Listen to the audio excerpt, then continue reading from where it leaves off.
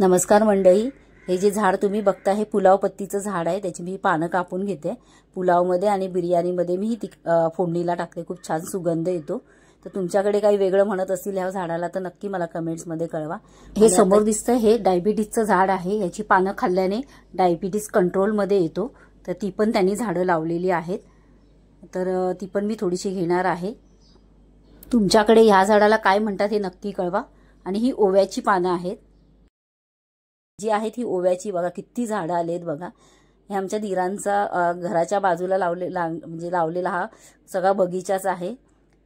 पालेभाज्या आहेत, फुलझाड आहेत आणि हे जे मी आता कापते हे पाला तो सुरणाचा पाला आहे। हा पण मी भाजीसाठीच कापून घेते। त्यातला थोडासा पाला मी घेऊन येणार आहे आणि ह्याची भाजी खूप सुंदर होते। तुम्हाला जर कुठे हा पाला मिळाला ना तर नक्की त्याची भाजी करून बघा, खूप सुंदर होते। परत परत कराल तुम्ही। तर तुम्हाला ह्याची जर रेसिपी पाहिजे असेल तर माझ्या चॅनलवर आधीच मी टाकलेली आहे, तर तुम्ही बघा। आणि हे बघा, हे बघाल तर हे तेजपत्त्याचं झाड आहे। किती मोठं झाड आहे बघा आणि किती मस्त पानं आहेत बघा, फ्रेश पानं।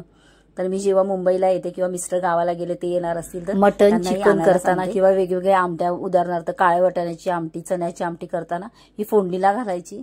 त्याचा खूप असे फ्रेश असल्यामुळे खूप छान सुगंध येतो।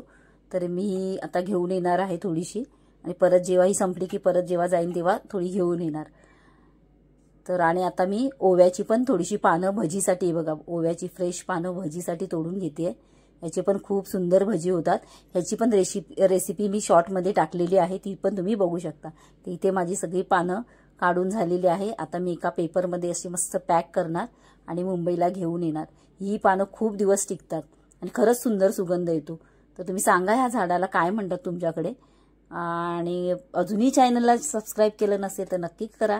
आणि व्हिडिओ आवडला असेल ह्या वेगवेगळ्या पानांचा तर लाईक करायला मात्र विसरू नका। थँक्यू।